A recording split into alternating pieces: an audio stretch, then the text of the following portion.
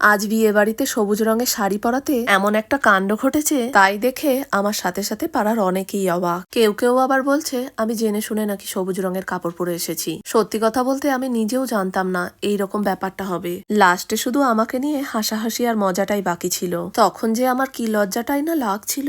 Hello everyone, স্কিউফিউ ফ্যামিলিতে তোমাদের স্বাগত জানাই।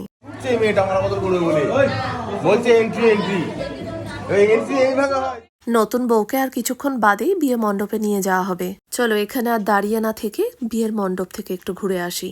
এই যে এটা হচ্ছে বর, দুজনকে যেন ভারী সুন্দর মানিয়েছে। কিছুক্ষণ বিয়ের কাজ হওয়ার পর তারপরে বরের আশীর্বাদ হবে।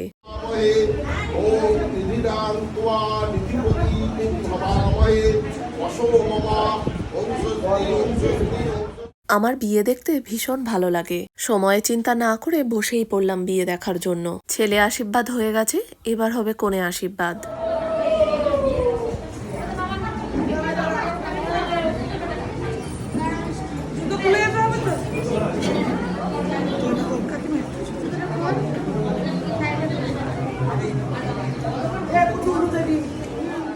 এই সময়ের প্রত্যেকটা মুহূর্ত নিজের স্মৃতিকোঠরটাকে নাড়া দেয়।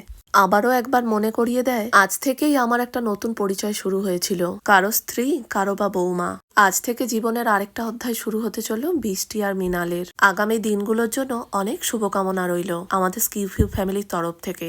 অনেকক্ষণ ধরে সোনার খিদে পেয়েছে, তাই চলে এলাম একটু স্টলে। ফুচকা, জিলাপি, পকোড়া অনেক কিছুই ছিল। আমার সোনার আবার পছন্দ আইসক্রিম। খাবারের জায়গায় এত ভিড়, অনেকক্ষণ হয়তো দাঁড়িয়ে থাকতে হতে পারে, তাই সোনাকে একটু আইসক্রিম দিয়ে আমি এলাম জিলিপি স্টলে।